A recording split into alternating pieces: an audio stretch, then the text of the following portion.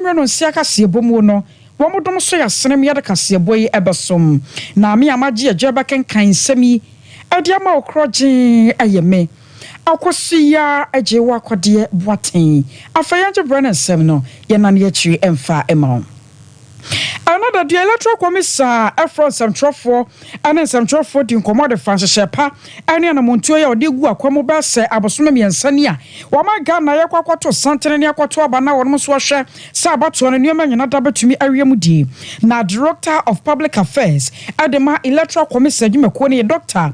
Bosman Asare and wode to dwa akyerese wama boom hu ye papa sa fia bato no wama ma bibia mesanka mu ama wo man no akasa no ye kema menka bia mamu no ayebuo no enioma betumi akwachewache na sebre kura no won matete se nipa binom atenetene won mo sa Electoral Commission so sa voter register no a ye de babeto aba no enioma pinu a wo mu anye Electoral Commission ka ho ana amasa de no aba eno no wa kire se wo mo no mabuo mu pa na wo mu nyoma dwene so sa afia bato ye beto no wo mama 5 ada no ma Ghana 6 de biara da na won mo hwese voter register no a woman de baba me ade ato aba no me chedu twira nwoma no enuoma nyina abedam pefe na afenso ebeye de amanyoko ahodo nyina agitum sa ye papa eno ne ade a Electoral Commission adwumako no won mo hwehwe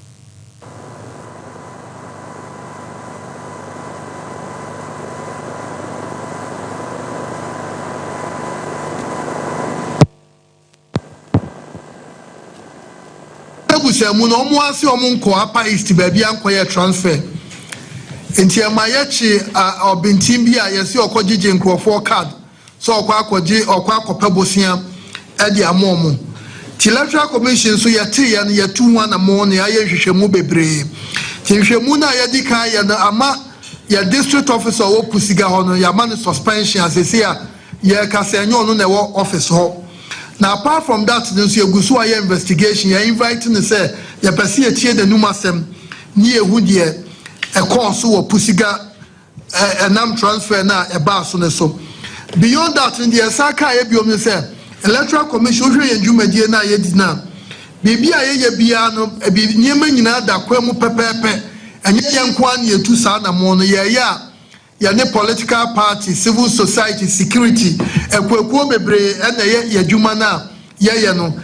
Tia Kobasa Obiko Kase ho. Electoral Commission omo ye shebi na omo aye bibi na obi anyamfaso na obi nso ho akire na saa nyemani nyina na ye hye na fo se enya ade etwa se ye gitum esan se wohwe exhibition na ye na exhibition ne buta ye nyina ne se ye the register no ye da register ne di na obi ye hu se ne register no atie na infomso bi o register no ho abro ni beka se ne ya correct ti exhibition na ye no ye dey here for corrections anka register ne ye pepepa anka imra ne hye yen se ye nye sansesaye no ti ye the register ne ebe kire Ghana fo a na ga ohwe ne ebia na odi na meye ebia ba bi o register se ye fa onko ne koto aba no na ye ntumi afo wa nkoto ho ti sa ne ma ne nti na me ye exhibition na sa exhibition na nye afia na hyase every 1992 ne ye share sa de na se nti ye register bia ye exhibit register no.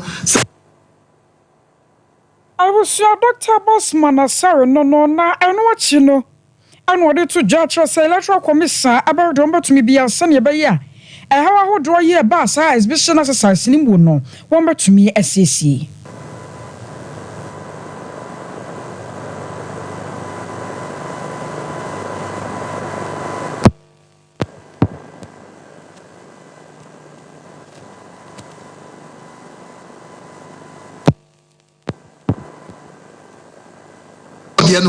and you have more ABL register 2024. Say it is baby who have more year transfer no numbers na bro so. Now the commission can say numbers na bro so the Koba any say ya kika boom no more year transfer ni be 2020 and 2023 and yes sadika 2024 the no and you have more ABL register 2024 transfers no na be 100 2020 ne 2023 de na beka ho na no enye bibia se register ne kura na se de commission panifo aye ne se ya ye sansesaye no ti ya ye sansesaye na wie ne be sa de register ne so ama political parties no mo hu se ampa nipa na 2024 omo ye transfers no omo adi ene wo so na ye be wie na commission ka se che ya se bebre ya ho odin bebre se be ya bere se 2024 elections no e wom se ya ye bi 2020 ma bibia ko kama de ba mpanifo de ma bebre ato akwam se be ya 2024 election bibia be ko kama bibia be ko che ya butai ni se be ya kama che de ya nyina wo man ni mu. I was on your turn, K. Director of Public Affairs at the Electoral Commission, Dr. Bossman Asari. Now, so we call NPP Amanyokoni Mua. Wapanye Paya or Dimuntinti Mine, Dr. Nyahonya Hotamakulu, and our day to Ja Atrase. One casa Semra. Now, so be any was a Jana for your high nipa. Sir, Samaya was some man a town food so near her set. Tuntumba Kokura, Mamma Fry, Fitan, why you want. Wakan wa dia kwako wiese wonu wa panyini asem impredu asawo ni mude ena watenyo ma se ya emra bi atwa mokura mpunuku ya bantuguo ye koso no wonnani kwotwe wisi ya no santem hu bi wonu akasa kura ye bi ye nam so nti wa koda da approach be se mfinhia no enum enti woka bibia na ese wonim de woka pa na wo kire mu se enei ba bia no ma ka kono wasra pa samye ma no nyansane akase ehu yanka wonde wonka asa sembra na so wo ma Ghana ye boy ho so wasesa wo hwa adwumaku ahodo bia ene amana ye hu no ma Ghana ye kebma men kebi no ahyase ehihim wosa amanyoko ne nsam wona ese Electoral Commission wo mu na di kan wose nuoma bia Electoral Commission ahyase won mo ye no nyame no kwasemi ye kebma men kebi na ehihim pa yes Ghana yantena se na yenye Electoral Commission kasa kire na won so nuoma mu di gu kantanim entumi ankomi ya dachi ebetumi yasemaba by the duty to provide particulars of beneficial owners and the verification processes provide a strong safeguard against money laundering and corruption generally, and ultimately boost investor confidence in the Ghanaian economy. The phenomenon of the creation of shell companies and opaque financial systems that provide an opportunity for the laundering and concealment of illicit wealth is being drastically reduced by the enactment of the Companies Act. Especially, we must tackle financial crimes from the base. An effective way to deprive criminals of the fruits of their wrongdoing is by dealing with the sources of funding of their subversive enterprises so as to disrupt and intercept the proceeds of their misconduct. When those who have been trusted with authority to ensure that right procedures are followed, derelict on sale, the trust and confidence of the people in financial systems are abused. Banks must be held accountable. Confidentiality rules and protection of the identities of holders of accounts, especially in some offshore jurisdictions, often become a facade. I was your way, Dr. Nyahonya Watamakulu, and your tenant can walk or NPP Amanyoko anymore. Wapanye pay, wapene womu yamunyansa wakapa, nene any yokoti yeno. I acquire some food from Munanya Yasam Katwakra. I walk Korle Bu Abaya Sabia Ebra. Minority spokesperson Opanye pay or Casade Madam Kumano. I want Rashid the fear fan upon Dimu Samu. Yero Kwabna Minta Akando, a pay copy mu our Korle Bu. Ninani son and sent a Mwadokota for ya or the Batuja. Ya womutu projade manne Ghana fortune se womono ade aka ne se surgery pa wo pressure ya baba putu prumu se won bekwa akoye na won be ha ho adokotafo betu mirike be wie kirom sisi ebe wa akwa hwe de omunya biem kura lalai na nyina ne ye se de abrofo ka se mu ye ka ne se elevator ya ene kura mpunu ka se mu ye ka ne se ahwea no anka ne kura de be ka ne se we no bibia no akwa akoye ene abefo so enti atwede afoforo kura mpo aba wo gina so a na noa de wo kosoro na de wo kopie baabi wo mu ana sa de wo ba fam wo no sa atwede no ho nkomobo ne yeboi na nansentem wo dokotafo a wo mu Korle Bu Abaya Sabia surgery department adabatu dwa atrasa sa de no wasai nam so nti no seputu prumpa surgery de nyade a wo mbekọ so ato so no mo de sa adwuma no eno na kan wo bi ma na yero kwabena minta akandobo anan se wo ko hono akwa wo nani fidi gadochi akwa de atwia mu na asamba ho a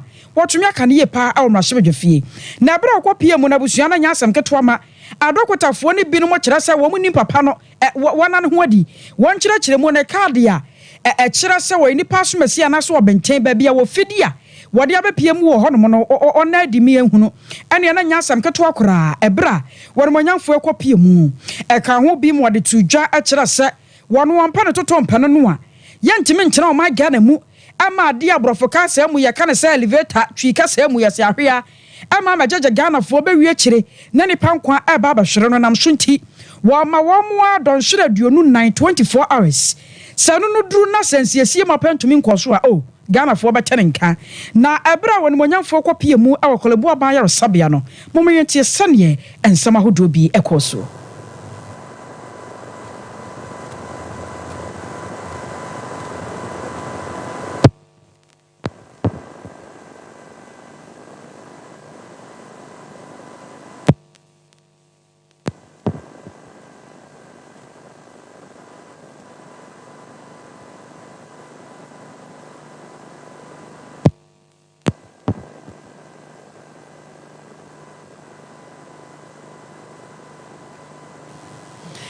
I was a boy home with this Yura Quabna Minta a candle. Ya no wakwam rashe de fia dom kuman wafem. Wakasa dema one more fan upon demon some swan no. I benya dia mamona ye course pote. I walk Korle Bu aban yaresabea no motumia habie. Yenu yanom ya womudi achi wo Facebook no. I Sompa 93.1. YouTube no so ya Sompa TV asade no na eya hwe no enti wobetumi akwa bi pa na was asem kro ya ho no a yewura kwabena minta kando wo ma yaresabea no aduonu nan me kire don hwere aduonu nan se won mo hwe se wode siesie mapa begu akwam enhyehyɛ ne bekoyie nioma bekoyie na enkonko ba se ye bete se Ghana ni bia nam so ahwere ne nkwa wo ho wa bra dokotafo tete ho na won mo twitwi wo mani no ayate se enei ya yewura ne ko ho no mo kodi se adwuma no won mo tumi ayensiesie no ensiesie mapa tumi akoso ewo de kan se elevator no a enei abafo e kan se atwede afoforo kora ya no gina so na de wakosoro na sa de waba fom ya kan se ahwea no aka ho bi around 26th of last month, which is August, it came to the attention of the public. Korle Bu has suspended indefinitely all selective surgeries. And the reason they cited was as a result of faulty lifts. So today, this morning, I decided to pay a surprise visit to see for myself whether or not the lifts are working. Unfortunately, the lifts are not working. We are here at the Department of Surgery, and the lift at the Department of Surgery is not working. The information we have gathered is that some of the lifts have been down for the past 4 to 5 good years. For me, it is rather unconscionable for a whole hospital, a teaching hospital such as Korle Bu, to derelict its duty for just maintaining a lift to facilitate movement of patients to get the quality of healthcare they need. I mean, why? What happens to routine maintenance in this country? What happens to routine maintenance in this country? So you wait till all your lifts are down, and then you say that people must not come for the healthcare they need. It's rather unfortunate. And therefore, I am calling on the government, the minister responsible for health, within the next 24 hours. They cannot suspend surgery indefinitely. Within the next 24 hours, we must see the end of this unconscionable behavior. We cannot accept that reason. I was away Yura Kwabena Minta akando ani atene nkano asami okwaka ya wahye wo mo no don hwere na aduonu nan no ani atia sa forklift no a ya kan sa elevator anase ahwea no a wogina so a na de wo kosoro he na sa de waba fam wo de ya kan sa ne atwede afoforo aba no wo masiesie na sa de na betumi ayeye ena na ya twan ya sa obi ba beka ansa na nsiesie mapa atumi akoso ye ko ansam foforo mu Anaya Chumamponua Community for Development, Ekuoya Wanmatie, Panipaya Odianimu Dr. Peter Chum, Adia Tu Jaya was Seram Rasoja Fopa, Sa and Merabia Quakoto 1 month year, Rekradia Belumpo, Yara Se Wambajatum, Nababaya Mrawama Ganemuya Bauxite Bill no, almost Rapa Sananichina Yada, and Tiasiama Pontumin Kosum Mashabaja Fia, no, woman to me be sunny Benever to me abua, Amasa Bauxite Bill no, Yatumi Ajatum, was a yadi betumi aboa papa sans wo man no ya waja pade pii twedi ampon kwamba say ya domo bo ma Ghana no wanye abro enema pii no ano de domo man no sika akwa ahodo a yabatumi de asiesie Ghana ma Ghana ya krabahwe nanso yentumi hunu nneoma aba besanka wiemu ama enei Ghana ya gigasa enam saya tunsu wo mo sra mpanyimfo pa se wo mo fo se anyoyo no ahye fo nkwatena se wo mo keka nneoma nsie ni na Bauxite bill ni yentumi nyintum sane yebaya abatumi abo ma Ghana ama nsiesie mapa bia wose koso awa atwoma mponua community honom no won matumi aye ama no ayeje na ebra Dr. Peter Chum ansantrofo nhia mudie ya wone ne manfo freye na wode to dwa no ansem sei en wokai Bauxite company who is ready to actually exploit the bauxite deposit in Atuna in Korle Bu, and according to history and according to data, the bauxite deposit in Atuna Korle Bu is counted fourth in the whole wide world, and it actually amounts to not less than $700 billion United States dollars. As we are speaking this morning, Parliamentary Select Committee responsible for land and mineral resources is going to sit tomorrow at Parliament to either to ratify this agreement or not. And that is why we see it necessary to gather here to actually gather the community and inform the Parliament that we are on our knees in the first place. That they should not hesitate in ratifying this agreement. Whoever will oppose the ratification of this agreement tomorrow is an enemy to progress. And we will not forgive that person. We will never forgive that person. We are therefore calling upon the identifiable groups such as Bauxite, Asante Community Society, Asante Man Community Foundation, and all those that matters in the kingdom of Ashanti and Ghana widely to add their voices to Parliament to make sure that they ratify this agreement tomorrow so that Ashanti Bauxite Company Limited can come and mine this mineral resource for the benefits of the people in Atuna in Korle Bu, Ashanti Kingdom and Ghana at large. Anoche no mabuno bi ye wo atwoma mponu amansini mu wono nso akasa kakra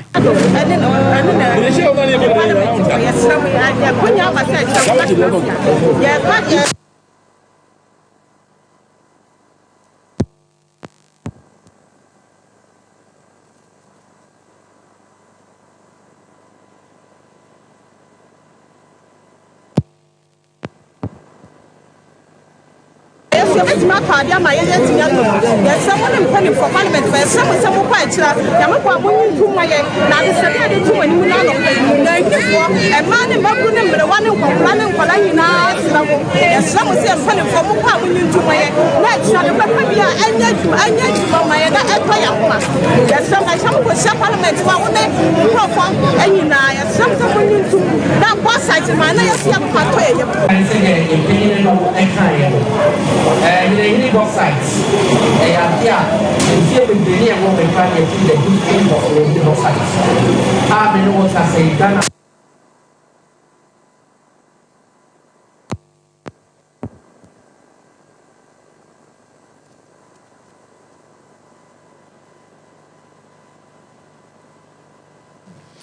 I was your way, I atwoma mponu abato mpasua so mabunu bi ya ho na wanamo de adesedia atom rahye bedwafo anim ya kwansanfo from na nansantam wa babadadwa sa mrashebadwa walewale abato ampasua so NPP amanyoko ni dimu abato ye omkoto yesa wo mu yinipa wabakwa akogina mu sa mrashebadwani wo hono de ama wonom no Dr. Mahama Kabiru ewi akire wadi nkunim wo mu no asem na kopie mu wo court ama enei court de ba se won mabo asem no atoagu ya kasa ya bato no mbato gu ye nyina no anasa bato no moto ye no court de ba se wo mo santo no foforo kura na wo mu nyini pa bia won pese mo premra sedwa adwane bi wo NPP amanyoko no edimu twetwefo panye de ma NPP amanyoko no oro Justin Kodua Frimpon na wadekrata apie dwa ya wo kirekire mu sane Tamale High Court won mo se wo mo na wo se wo so babese adehye bi akan ho bi ama ebra court no ekwa setena no Dr. Mahama Kabiru ya wo no emre bi atwam wodi nkunim na nka wo hwa ni mu so akopie mu na wagina mu di ama MPP amanyoko no awalwale abato mpeso so semrasha bedwani no sebra ya kasai ya boato agu a ene wo musa kwato aban foforo kra wone nsamtwofo akasai achiechie mu se atemu no a court ni buaye no se ne ni so anase ne nyi ho. I just want to thank my legal team. They have demonstrated very well that this case was a case that was supposed to be won by our team, not just on the law but on the fact of the case. Like Council rightly mentioned, we brought evidence. People engaged in the malpractice so-called. They were procured by the same person benefiting from this result or this particular ruling. I cannot see any more wicked injustice than this. The court is a citadel of justice. The court is supposed to be a fortune of the codified moral rights of our country. If those moral rights are not codified, are not being upheld, I wonder what we are going to be doing in the law court. However, the people of Walawale spoke through the post.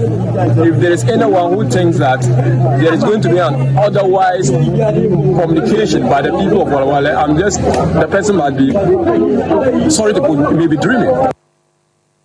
And watching them Rasha Johnny and Asempo, Penny Paya Kojinamu, Sir Lawyer Ranimni Adema Yera Kabiru, Ora Samson Ladi Aini, one of the sons of for Ekasai. People who went to vote more than 12 times, over a dozen times of call exchanges between them. When we asked those people to come to court and to testify, they were threatened. But two of them were bold and came forward and testified. The people whose names were repeated, two of them, they gave witness statements that only one was bold enough to defy the threat and come to court. He testified that he voted once, there was indelible ink on his hand, and his chairman, who was wrongly omitted, and where his name was repeated, his chairman voted for that place. But the court has decided otherwise. As we speak, we don't know the reasons for the decision. The court says it will give its reasons on the 12th of September. We will wait, read the reasons, and find if they are sound. But as far as the record goes, they cannot be sound. Our view is that the judgment does not correspond with the evidence that was led, the documentary, and the telephone conversations that were attached. I am running near the Ma Ora Kabiru, Lawyer Samson Ladi Aini.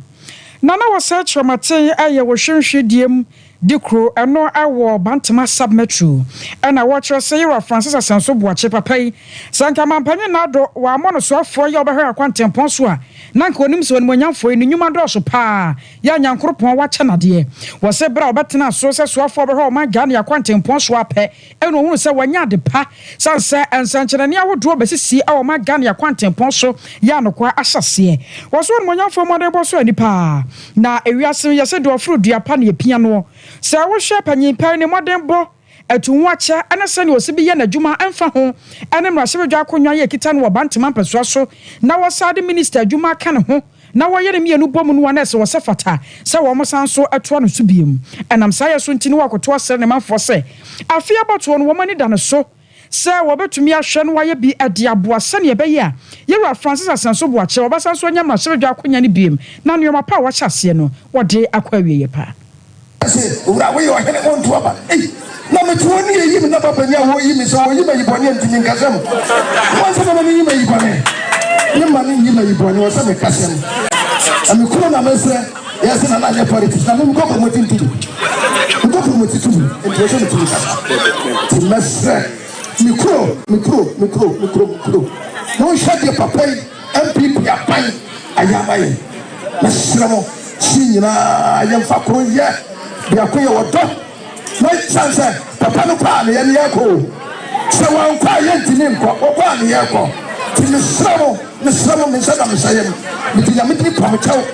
Just to say, yeah, my papa up on an piano. Miss Samo said, from here in Ireland, not on to me, Conan, the Biasia. So, Minamasi, Ora, while winning Yaka, or pass winning to ma, you can so win to ma.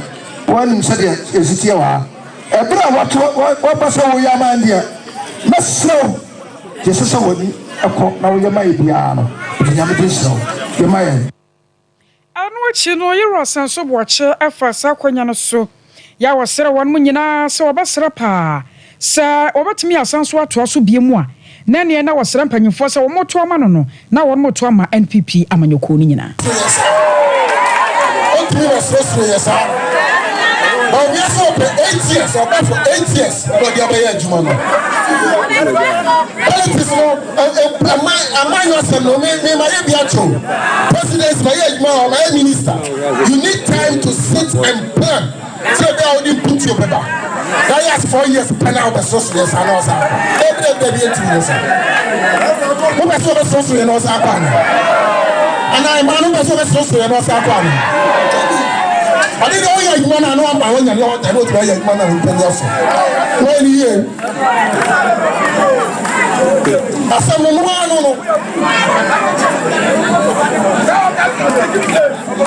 And to seven and this is for I'm no man that you are making you know what we but me say and say we are yes control. There be a friend digitalization and a back let him put over man. Na Ghana baby abeduno or person was or for baby and akufa do dey see no dey come another level.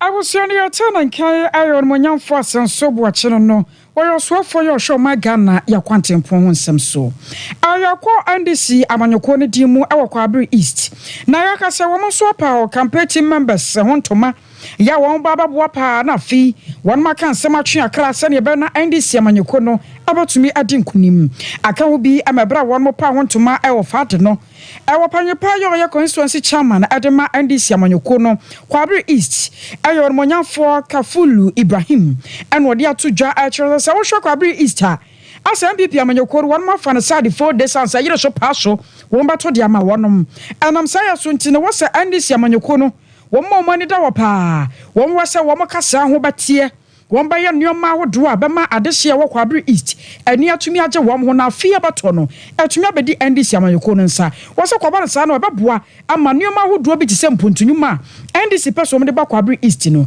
atumi awiemu die kwa Abri de ya bodi a de ya bo ne baby a MPP for nya omo vote tag way abada ama kwa Abri East conference me chairmanship executives any PC sa tag no ya pesa suwe ye yin fro ho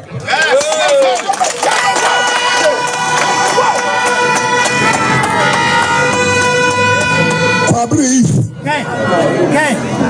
ya resources any anoma kakra ya de be yedu I the better now,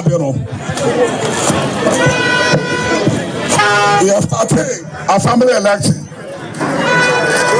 MPP 2020, Wamunya 86,434. NDC, Yanya 24,692.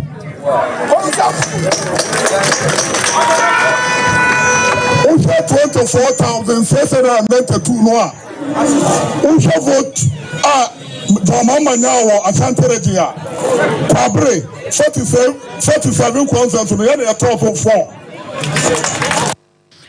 anwachi no Dr. Frank Amokohene wono asante mantem wona church de ma NDC amanyoko no ena ode to dwatro se asa campaign team members no wa pa wo mo no asudie da won so pa enti afia bato no won hwani yi abusafo Abri is constituency mama ni na ya to say abua owa efise ba wo mi ana sanam onam o ketan sam baby say otia konani simem na so muntu abamma no asan otumi abua no Abri is for that time say otia konani simem so muntu abamma no asan abamma otuma asan ya mokwai ya kai ba woni ana akufu de say omu da so tia konani so etisemu obibi a omu na ni sesia fresh one mama mu kwa mama ya mu 3 months omu na ni sesia also Mama Tumaya, Mama 3 months, all the one is and Sadia, Nayan Twani Nada, and I'm a Sadiba, and for no one before the visa. I could find no now I say, Ghana is some only their one class here, and to our one go for Baromia and the number. Afa panyipa ya wo hwase obokwa kwagina mu andisia mayokoni dimu mrashebe fie Ora Joseph Amankwa Din wono so akasa kakra fe no mahu omu piga ana mahu di ai omu piga Amankwa na waba no afedi omu di ai omu piga omu se ba bi adru no ena elections ani ye kwa no kwa be ha oyie me kacha no mana o hono se on kancha na pose aduma no be no ebra na no wo kwa abre ha ne kanyas no aduma no anya yie ani nti omu samra bim menu jahai abusiafo data ba omi aba ha na po ba ha untini ba ha wono mo ba ya wono mo se NDC fo bi asesa eko MPP abusiafo ya ne kura na se me no kasai me pese mo hunu se me gina hai enipa maako 30 ewo MPP fo a o masesa so mo be ya NDC fo se me no kasai Ora Joseph Amankwa Din dodo no abonma ne se kwabe Moses na yetene nka no wahwaso obekwa mashebe fie dia ma NDC amanyoko no 21st clinic aye sciatica aspect o sciatica yade no nyina afakoda wo mo no mo nhwe sebre de South Africa to no eno an egusu yasebuki appointment ntam mayen show na honto 0244 915 116 0244 915 116 afia wo ma gana mu so atie ni yi Kumasi wa show overseas junction ye ben Alpha Radio wo bo ase wo ho ye wo cancel quarters court junction afen kran so do me market o sunyana nkranza na tachiman wo to asentene na atwe wo ade ba na amro mu ama mu eye odududu e wo mu ana mo hyehyewo a eye siateka yade 0540311311 0540311311 Express Group na ya comfort ya mawo. Sa pese wo to kwan kwa Canada, US, UK, Holland. Ade de akaka ho a Express o. Kumasi ya wasa Fleba runabout. Enkran Kaneshi First Light 0249 000448 0249 000448 afei through herbal center the through equal capsules and so asoya sene wosisi na yo ya okoko ana wayam tim ana babedwa so ama ojon ba bia anyia adro no ware through equal capsules koko master drew yanko kwalena kaba dani haba mistinia pidank ana yamfre e was 0546 107 107 0546 107 107 ana me unyamizo ne 5G a ebe hye yi ama pa hwese wanyamizo anasa 5G na wode ubrodo bi ana pa kakra bi aka ho onsa bibia hye yi kama ya o mango de o ho ne o miss food de the food na frafran so ewo ho 0246 270 221 0246 270 221 abuso ye jina reso na yakwa abaye ba ni akachi no ye de betoso 21st clinic aye sciatica expert sciatica no o nerves na wo to ase na fa wo siremu na fa wo nasia besi ase ho no se ho techema eno ene ye fa ne sciatica na etimi bubu o to ase ka wo se dwe wo sirem wo je ho ba bia enye na eno na 21st clinic ba ye adwuma pa wo mu yenti abaso bo ma gine wo Ghana ha ene amono ne enya asem ketewa Womuji international awards ahodo womuji local awards ahodo na anu nso na womu the only sciatica research and treatment center in Africa bibrim hano ebi ni baby a gise 21st clinic nkwa womu de bibiduro ene besa o yare no masa de machine aka ho eya yare sabia yare bia wutimi de ko ne mama de ba ko a woma gidi womu pa no sciatica and a stroke nso de kwa diabetes ne hypertension ne ade Ghana ha ba bia wo mo ho 0540-311-311 0540-311-311 na 21st clinic wo mo ye sciatica expert.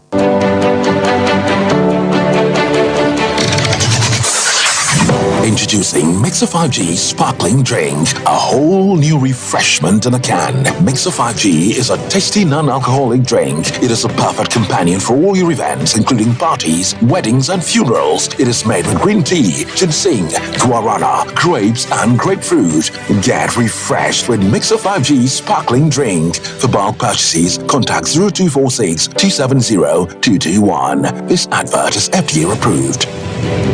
Brakasa ya duabon waso a ne dwumedi wo nipadua biara pomden ene na brabo mu ne hieye pa enye brakasa nko nuaba ne nhaban bi te se kwunsusu a abonwono ne dia akeka ho no kura enwanunu ahodo a ekwa animu yi ankasa brakasa ne sa nuaba yi binom ne akeka bobudi afa abefo kwan so a ye de ya brakasa powder siesi nipadua na baako ahodo no ho ban afrimpani yade ne yade ahodo pi ho fa enkunate de ma baako freduane anopa ne anwumre anafa enkunate de ma baako woni sushie yeti anopa ne anwumre wobra wodidi awie ubenya prekese powder to Kingswalk Heba ne Heroes Heba Accra Okesi Drug Lane Dani Heba Kumase Mensa Takrade Mose Pharmacy ne Green Light Pharmacy Sunwane Cash and Carry Supermarket Asantwa Heba ne Bibidro Depot Techiman Sewa Heba Mampong etufo mfre 0550 19 15-14 prekese powder aduane san yedro FD ahwehwe san kratoe mu agiatum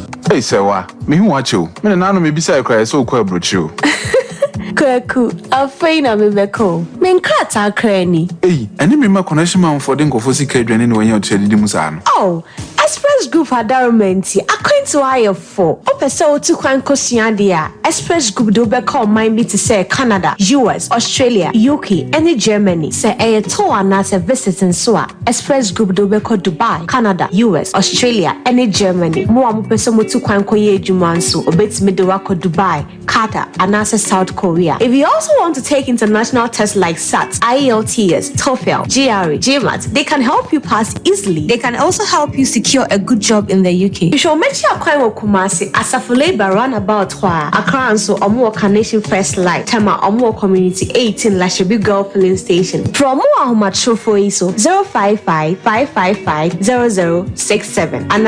0249-000448. Here in Ghana, when it comes to chicken, the good old days are back. Why? Because Boris B's Chicken, BBC, is here. Yep, give your family and loved ones Boris B's Chicken. Fresh, tasty, delicious.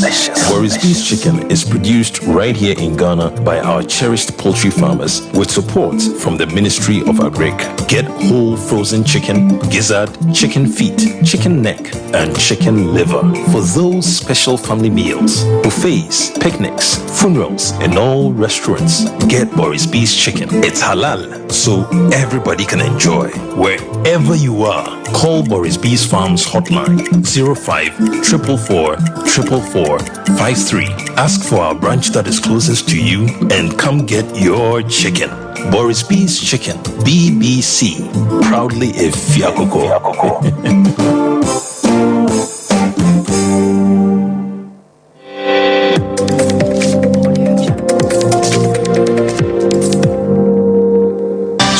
TV, Emma Aketiapa.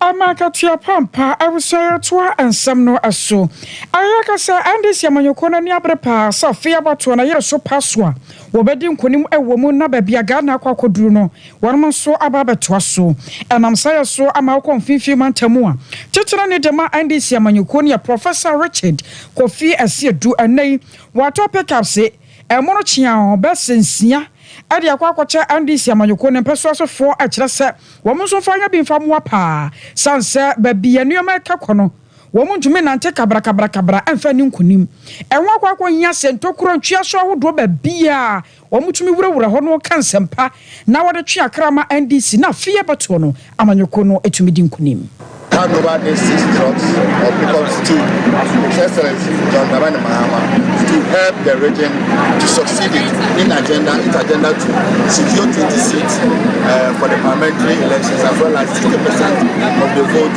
for His Excellency John Dramani Mahama. So on behalf of the region, I present the pickups in the name of the Father and of the Son.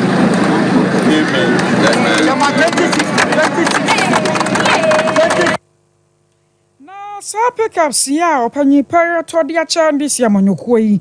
Ora John Dramani Mahama ya watu Frank adia manyoko no. Wona gina ndisi ya manyoko ni nyina na mu gye ya wada seka on sada se bi mra biem na de waye nso wom so hyebo sa ho dwumadie obedi ne frenchem. Since he became chairman, I said there's 5 persons came to the position. Not only the moral encouragement he gives every day, but also the material support that he gives to the region. I want to take this opportunity to thank all those who have donated in kind and in cash to the party. We've received t-shirts, we've received posters, people have donated billboards, we've received pickups, motorcycles, bicycles, and all kinds of logistics that will help us to win the election. You're the first regional chairman to make such a donation, and I want to commend you to get this pickup for the victory of December 2024.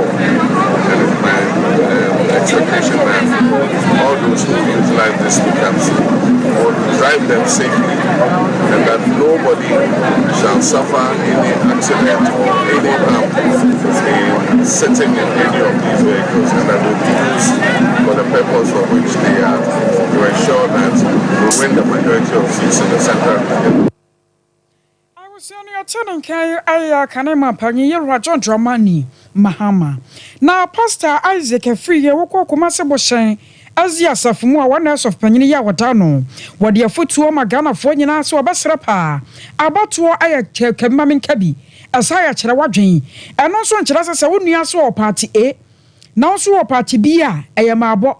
A bro so to one Casachuchi ate. Was I not for him? Na yakwa kotwa ba no so ayanka yechi na yehwa nneoma bia yefa momra bia twamwo emre nananom ye se won mo ko de agega na man ahohia buburo a ho kire ne ntokwa bia kwaso na yanka hunu se afia bato no ye ma na ya asomdwe nko a na se kai sa nneoma no nyina na ye kai ye ma ye nananom bi omu wo fie se ntokwa se omu ntumi ntumreka no a na wo se o ma Ghana yetumi ehwe nneoma yie na yehwa se afia bato no ye be ma asomdwe atumi adinnim Batwafi sani ebeko bia no nyame nsa da so kura Ghana mu nya yesre ni se o minor kura sumdwe mu ache enya afiwe na ebenya history foforo na yesisi wa mama so empo America no yatete na yempe bi Ghana hey ti yesre obi ase asumdwe a yekura mu a onyame nsa da yeso besine no ma yere mfie ho na afi nso yenhye nyame ani mu nyampo asumdwe a ewie pay mu ni nsa de tiwi no botaya yekese pass ne etifia semo eda so ne se Yesu Kristo saya bawiase bio na wa behye bone ase na wa sai obonsame abonefo we nti bone su bia ewo ye mu no enu na Yesu Kristo di embehia so obehoro ye na wa ye fie mu emum san kranse mi de ekoma nipa nyina na nititru Ghana menso me mu de hye no bi se bone adoso ama asase no di yawo asase no bi abobo nipakum akohwibra akono bone nhyeso aseye mabunu aseye oman no daachi ene obo ade enioma ode ma ye nyina ye nsuwa ensase pa ode ma ye agudi ahodo ni nyina no ye de bone nsu bone ni ye esisie eni pesami nkumenya aseye sa nioma nyina we de ye nye onyankopon nye magic ena oman no asa besi na nan mu gise mu nipa sesa ya dwene na yehu nse ye daachi ayekura ne no se ne ye wono ene no Anochi no Pastor Benjamin Ochirdankwa awokwa barakase asafunimu SDA asafunimu a one nurse of Panyini one so ekasa kakra o camp meeting ase ye on sin hye mo nyame ma akonya Emma ye no afi 2024 mu no. Eye bo hyen Barakasi district no. Onyame adom so bibia ye nkunimdie. Aya asumdue even beyond our expectation. Ye na ye nsusu no na onyankopon aye. Bari na nkamfu ano ye dwumade na ba wie ya. Ye da so o my Ghana mu a abatro so ewo ye. Ye na o man no kan call any nkunimdie ehuhia. Enu nti ye be sese edru bread ti se ya. Aya na politicians no fa akonya hodo bebre so da maburu no e wa akwa hodo bebre so ebre we mu abato no de ye be sen yan kase ye maburu no ye hwe ye huye na ye mo ye yan kase ho ban na ye nwire ye da ache ho ene o man no kan ko ho ne ye wose ye ya de asomdue beba e na ye mpre ne ye nkonko ye ne ni akire na ye ntwe ye hu firi bone ahodo bebre ho eni obi 1000 ode ma wachi na nkonko ye bibi basabasa wa hwe ebe ma odi dem ebe ma onu abi edi dem anase be ma obi ahwe ne kra Abusia na chese eno no SDA asafo no camp meeting no mukọ yo no na asafo mpanyimfo wo mo de afutuo ema Ghana adehye ye to ansam no eso ye kọ adwoso kropori mu na adwoso onwe na ye dui ye ka se o ma adehye ye ho no mo bo afu pa ya won mo kire mo se wo mo hene eye nana so kwa dankwa giabo nyame no kwasem ni sane nana na hyase na wototo nioma wotontonton sase ne adeade ene kura de babia duru kwa ye se wo mo lorry terminal no asase ya da wono mu waja enkomu nim se wono mo de asan betumi aba bejeje de base station kakra no na na se tonom se adai ede enko ye di sika bia na sika ready anu oden dodo na wadaro matobo akanwo bi amane mabunu no akeka won ho abom ya member ba ko panyipa yo di muntintimman na wodi mabunu no animu oro osai boache ade atodwa akyese wo mdo masoto to fam wo no sene na nani ase bia bede na wo to ho nsase wo ma hwe ya ahwe mu fie nyina kra bebubu agu akase ye beton eno so de wo nti ase nam so nti ensamtwerofo nye na yente pa na nto nana asokwa dankwaje abo se na dawroma de wo ye no nyade ane manfo enije ho Osai Boache, we Kromania me free adjutor, yes, Waha, secondary school, yes, Waha, hospital, Waha, university, Baha, but you need all park. It has any iron see at the yellow park. I'm a man, now high dream, a dada, and now, ya a dream now, you are Mokani, see at the higher park. You need all park, Wukruma, a crow try and wear see a just one me, you need all park, Waha, it's young. Kroma phone nyina no ya adwisa ha na de baye lol park said the baye development ba obi dru run about to ha ogina ha obenya baabi okọ baabi a obenya car e de akọ obenya abobo ya de akọ obenya praga ya de akọ ye ni baabi asa wo hwe kwa yi ho ha na trotro fo wo mugina ha na trotro fo gina cars akese bebo etuo de bia ma no ye police case ye pese ye ya ha no said the baye omoba ha de betimi omoba fa ha no ma fa ha pie ye wa adwadifo bebre wa ha but ye hu ya ne se ye se ekromu afo empanimfo aton ha se ya ma obi ye ni andi efiada ye wo ha na ehu se ode abo ne anua bedua a wo se ye ntu ne ye nkonti anu chi no onwe adehye bi ye ho no mo nso so kasa kakra Miss me to one, me to idea or station. Nanu Ferry, or hey, I attended here. And yes, yes, and yes, and I'm penning for no. We are so too for. I just want to some way. Yes, I did. I just said, you didn't get a baby. Idea. And you had a pie. To say, quay any baby a year. And a quay so the cassette pa ever. And my baby said the million can school I can say them yes, and about. O may you the net year, and any be friend had ye. Yet the gem I all park. So you are son me now, quite a brain and so yes. You need all the park. Now I just need so to for say you are. Yeah, you see, that is also and yes, an animal dear. Yes, on Yamai. Yamfanye, engineer Sankoyano. Yes. I know you assembly member your war on your electoral area. One more for Kwabna watching, one also Kasaka cry. Nasa Sibita baby beam near the best arm on the beer, son and anum, among Falcon, a beer, dear. So much, M. Y. If I said, well, park, so be a bit my boy, on your mind. enyina medamas was pa what dey eye bia ebeboa paris the first wa kwa na enyina yididwa say see ankasa ne dey say wo hwe kroma enka center ana lord park ayini ho say see me no kase o man panini nanado o ma bebie hospital and then one yenye bi hospital kase there were SS that was our road one there were university that were kroma say kroma etre ni sa bia woni die ayini ho a edie lord park ya ebeboa esam say yesera nanom I was aware assembly member ya war on your electoral area. One more for Kwabena Boating. I had a Casiabano kwa for no southeast mentioning was Santamantemu. A Sian Chamun Yadri. Now, what Sian Chamua? I want no makwa kwa bia kuya yo adwuma akosopa. Yana no makwa for Diana Baya wodwo. Na wamrasa se twabra no du so a. Wamso betabri na fenso krampo na dwarefo ba betobie. Na won maton amagana fo yansa atumi akoya no. Enam so bi amene womato projade amane NDC. Ane MPP se wom mpene toton pene no a. Afia bato no wom hia campaign bi ya. Mo bi afare kuku ne kaka si wo. So baba kasa de akere wom so monto abanfama wo mu sanse. MPP ni NDC ni nyina no abekro so nsa.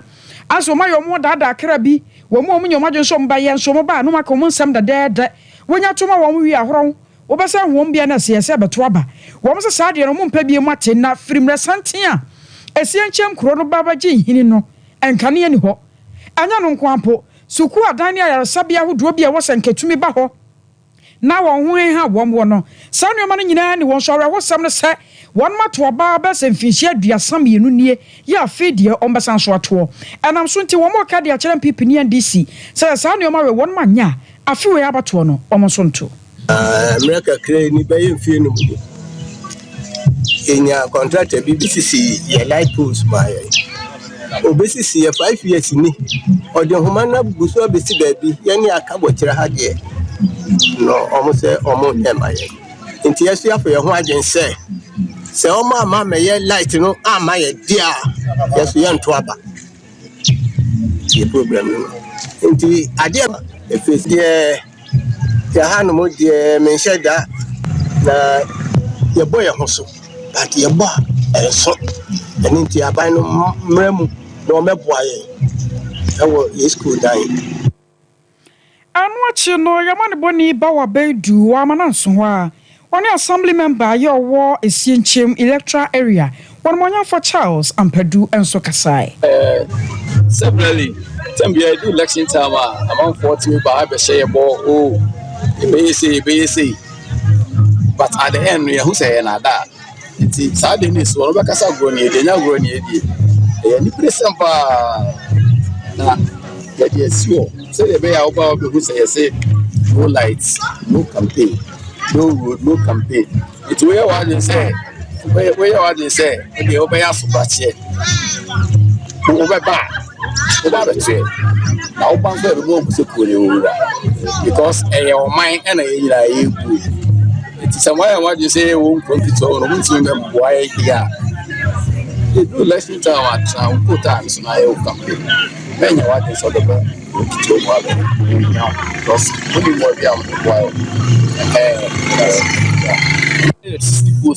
last 4 years this year I'm a contractor and the way I go but contractor ba ko pe ono na the whole district or here juma o san here juma whatever enti wachiche ni nkola ni mu enti tambia on be wi no be ba assembly member your Esienchem electoral area one monya for Charles Ampadu anietinin ken yadaka siabano kowie ewo Boaman Health Center ano wa fija kwa South na ora yere precious kwenu boduwa one midwife ewo ho no de atodwa etrese wa mamono nyina na bra na kwa wiedu siam ya pom de hu ye yebe pa wo se mema nkanka won makwa ya sabio nipa bia ewo mapom de da wo mutu hyada akwa na sanso a ede wo na baba dana de nyina no wo mapom de wo hiaw na wo wadwuma na sa wo de bia wo ye hiaw ese no wapom din a dache ubewu wo se wada kameramu wo no wakai sa wo so kwa wapom din mu wo se akwa ya ade a Oman Ghana yedi ho fo pa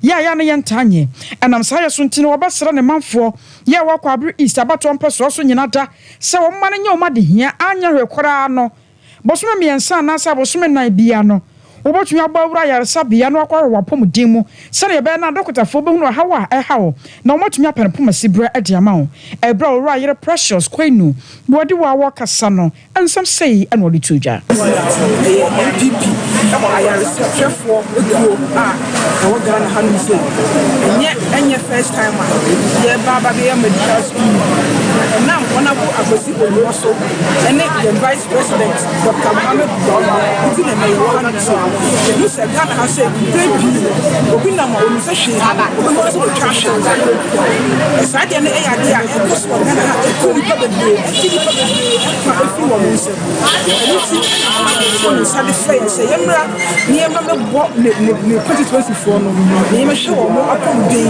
e fa mo wo mo free MPP de me se Ghana e ni so mbi bi mo ye bia e free Anwachi no panyepa ya wawase obekomra hye odafie ewo Korle East ampeso so oru akwasi onyina champon wono so bra sa free screen ne kwaso no wono manyafo efa sakwanya no so ekasai It's important to say, yeah, constituency, especially the government now, I'm not sure because you are a let me be in sugar near the independent opportunity, Mrewa, Brands, Arabia, opportunities of the bank, Caribbean, how we are among said the way you how this company, especially this crowd, the corporate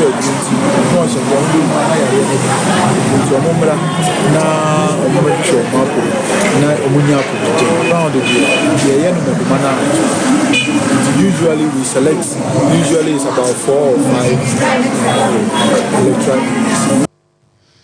I was here way a year or akwasi onyina a champon only a tenant can a Korle East about 2 pesos or also become a show the fee at the ama 1 real. I was said that I was so young to honey, Janani and Sammy in a sea. I said, I called the Yama, Cosia, some more cocoa from the Kajando, Ya Grace, Boozy, and a Reverend Michael, and happy, and I'm in a moissy, or a Santiago Benedict and some for penny. No so better a second kind ye, meeting and nay. I could see ya, I j walk with dear Boatin, ya die hotel, then Kaibo, no idiot also. Yes,